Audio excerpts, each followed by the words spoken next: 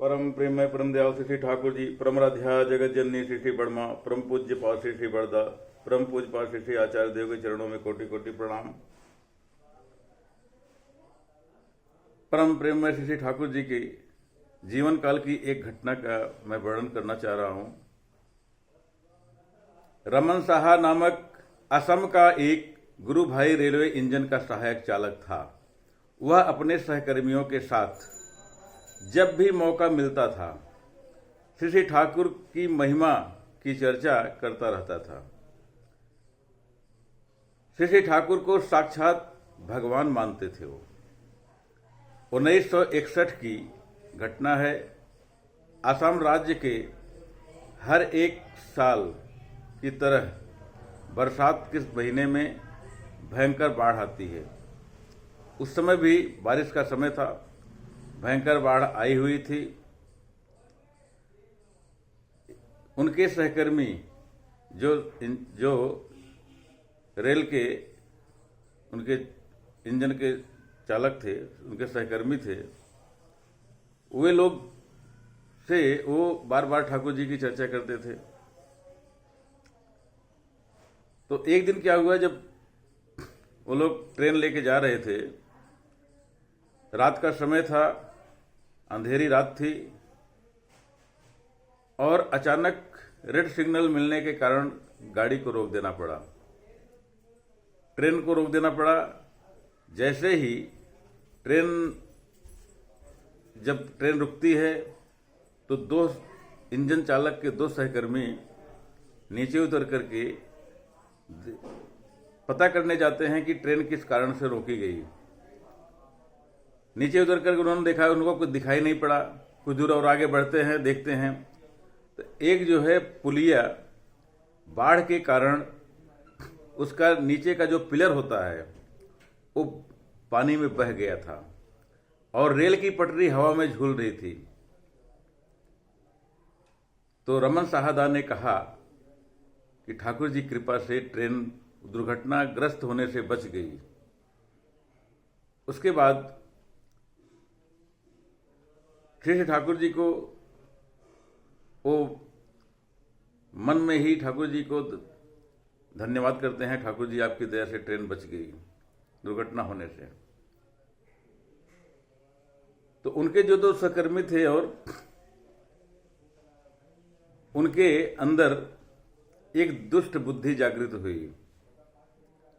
वह रमन साहा से बोले, तुम तो कहते हो तुम्हारे ठाकुर भगवान हैं, अभी यदि इस परिस्थिति में तुम पटरी के ऊपर से ट्रेन चलाकर दिखा देते हो तो समझेंगे तुम्हारे ठाकुर सही में भगवान हैं।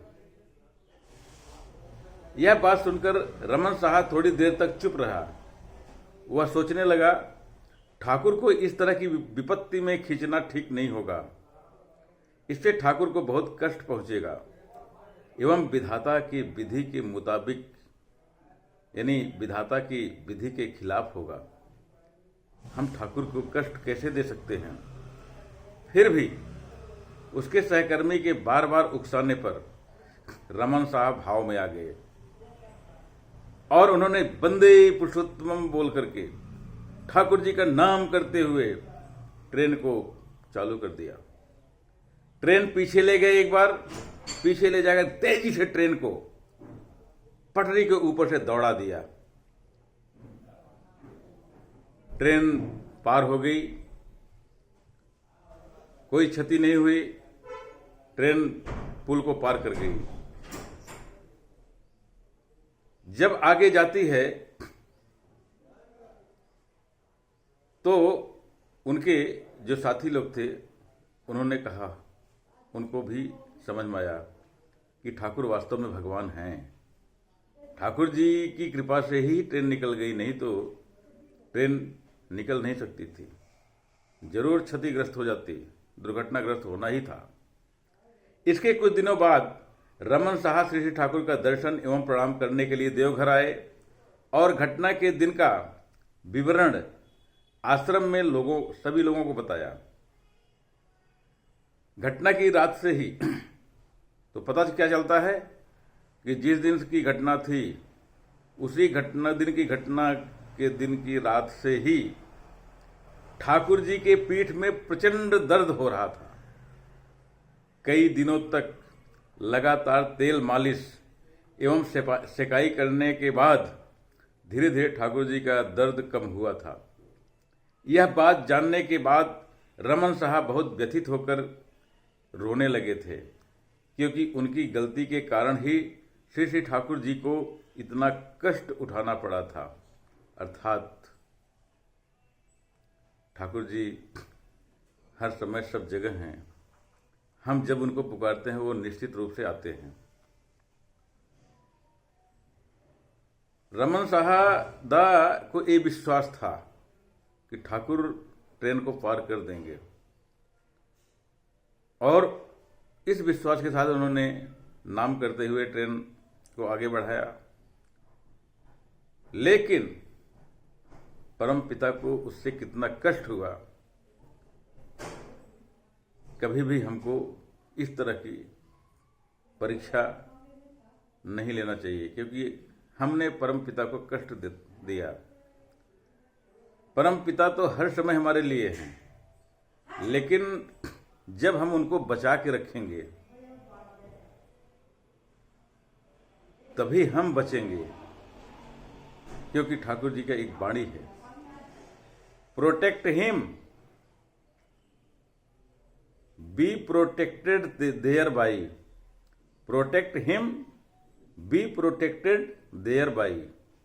अर्थात तुम उनकी रक्षा करो, उनकी माने ईश्वर की, ठाकुर की रक्षा करो, तुम्हारी रक्षा अपने आप होगी। ठाकुर की रक्षा कैसे होगी? कैसे हम ठाकुर जी रक्षा कर सकते हैं?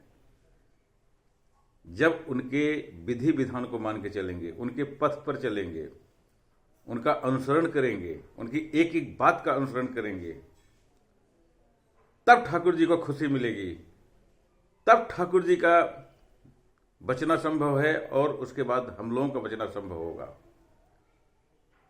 इसलिए उनकी एक एक बात को, जैसे बेटा, पुत्र या पुत्री, संतान अपने माता पिता की बात जब सुन के चलता है, उनकी बात मान के चलता है, तो माता पिता को अपार खुशी होती है, और वो माता पिता हर समय आनंद में रहते हैं। अगर संतान बात नहीं सुनती है माता पिता की, तो माता पिता को जीते जी मरने के समान हो जाता है। इसलिए हम संकल्प लें। ठाकुर जी बोलते हैं कि हमारे जीवन में 3 भगवान होते हैं, 3 देवता हमारे जीवन में रहते हैं हमेशा। मातृदेवो भव, पितृदेवो भव और आचार्य देवो भव। माता पिता और गुरु, यही हमारे जीवन के भगवान हैं। इन तीनों को हम जितना मानेंगे, जितना इनकी बात को सुन के चलेंगे, जितना इनके बताए रास्ते पे चलेंगे, उतना ही हमारा मंगल होगा। अन्यथा मंगल का दूसरा कोई पथ नहीं। इसलिए जब जब युग पुरुषोत्तम इस धराधाम में आते हैं, तो उनको हम आचार्य के रूप में, उनको गुरु रूप में हम ग्रहण करके जब चलते हैं, और माता पिता को ही साथ लेके चलते हैं, तीनों को जब पूजा करते हैं, तब हमारा जीवन सुंदर होता है। हमारे परिवार में सुख शांति होती है, हमारे परिवार में स्वर्ग की स्थापना होती है। जय गुरु, वंदे पुरुषोत्तमम।